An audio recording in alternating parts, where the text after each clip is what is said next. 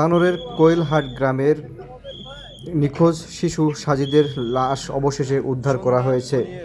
বৃহস্পতিবার রাত ৯টার দিকে সাজিদের মৃতদেহ উদ্ধার করা হয় গর্ত থেকে।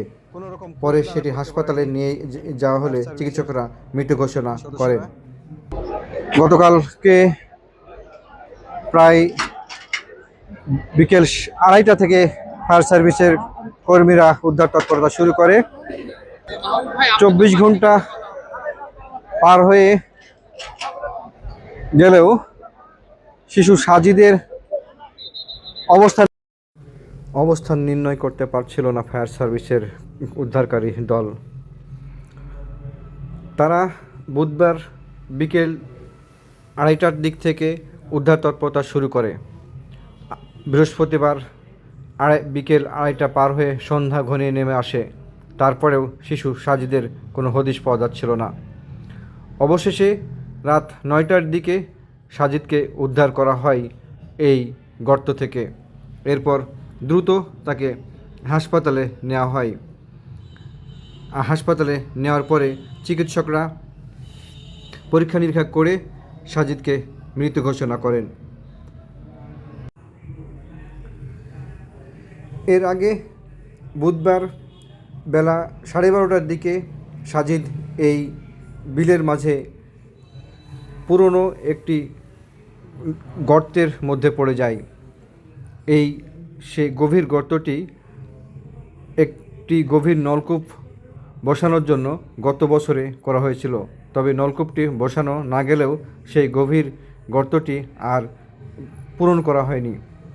স্থানীয় কসির নামের এক ব্যক্তি প্রায় তার ৫ বিঘা জমিতে ফসল ফলানোর জন্য এই জমিতে গভীর নলকূপ বসানোর চেষ্টা করেছিলেন প্রায় ১ বছর আগে, কিন্তু গভীর নলকূপ বসাতে না পারলেও তিনি সেই গর্তটি আর পূরণ করেননি।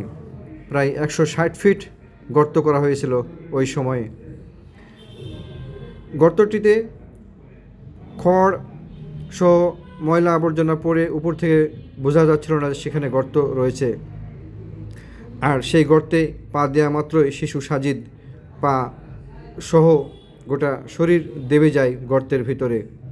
এরপর তাকে তার মা এবং দাদা সহ স্থানীয়রা উদ্ধারের চেষ্টা করেও আর উদ্ধার করতে পারেনি। চোখের সামনে শিশু সাজিদকে হারিয়ে যেতে দেখে গতকাল বুধবার থেকেই যেন পাগল প্রায় হয়ে যান মা রুনা খাতুন। ৩ সন্তানের জননী মা রুনা খাতুন যেন মূর্ছা যাচ্ছিলেন বারবার।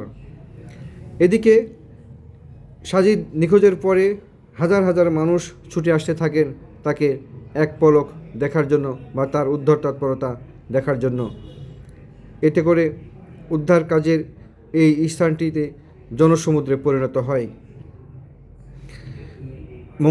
বুধবার সন্ধ্যা থেকে বৃহস্পতিবার রাত ৯টা পর্যন্ত টান টান উৎকণ্ঠা নিয়ে অপেক্ষা করছিলেন হাজার হাজার উৎসুক জনতা।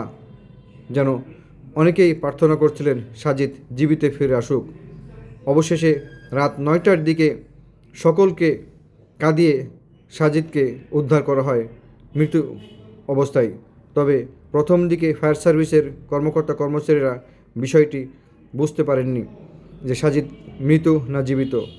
এরপর দ্রুত তাকে ফায়ার সার্ভিসের গাড়িতে করেই তানোর উপজেলা স্বাস্থ্য কমপ্লেক্সে নিয়ে যাওয়া হলে চিকিৎসকরা ২ বছরের শিশু সাজিদকে পরীক্ষা নিরীক্ষা করে মৃত ঘোষণা করেন। আর মৃত্যুর খবর তানোরের কোয়েলহাট গ্রামে পৌঁছার পরে যেন কান্নার রোল নেমে আসে, শোকের ছায়া পড়ে যায় গোটা গ্রাম জুড়ে। রাত 10:30টার দিকে সাজিদের মৃতদেহ উপজেলা প্রশাসনের কর্মকর্তাদের উপস্থিতিতে নিয়ে যাওয়া হয় কোয়েলহাট গ্রামে। এরপর সেখানে যেন এক হৃদয় বিদারক দৃশ্যের অবতারণা হয়। একটি 2 বছরের শিশু গভীর গর্তে পড়ে যাওয়ার পরে এলাকার বাসীর মাঝে যে শোকার্ত বা উৎকণ্ঠা বয়ে নেমে এসেছিল, সেটি কী পরিমাণ উৎকণ্ঠা নেমে এসেছিল সেটি এই কোয়েলহাট গ্রামে না গেলে বোঝা মুশকিল। হাজার হাজার মানুষ উৎকণ্ঠা নিয়ে সাজিদকে দেখতে এসেছিলেন গত বুধবার থেকে বৃহস্পতিবার পর্যন্ত। নারী, শিশু থেকে শুরু করে সকল শ্রেণী পেশা, সকল বয়সের মানুষ ছুটে আসে সাজিদের সেই পড়ে যাওয়া স্থানটিতে। আর তাতেই প্রমাণ করে এখনও মানবতা বেঁচে আছে, মানুষের মনুষ্যত্ব বেঁচে আছে। একটি শিশুর জন্য মানুষের হৃদয়ের যে রক্তক্ষরণ ঝরেছে, সেটি এই কোয়েলহাট গিয়ে স্বচক্ষে দেখা গেছে, অনুভব করা গেছে মানুষের মানবতার সেই প্রতিচ্ছবি। সিদ্ধান্তে উপনীত হওয়ার পরে আমাদের ডাইরেক্টর অপারেশন মহোদয়ের নেতৃত্বে আমরা আবার উদ্ধার কার্যক্রম শুরু করি। পরবর্তীতে আমরা 9টা 10 মিনিট ঘড়ি খাই। আমরা ঠিক প্রায় 50 ফিট গভীরে গিয়ে আমরা বাচ্চাটাকে উদ্ধার করতে সক্ষম হই।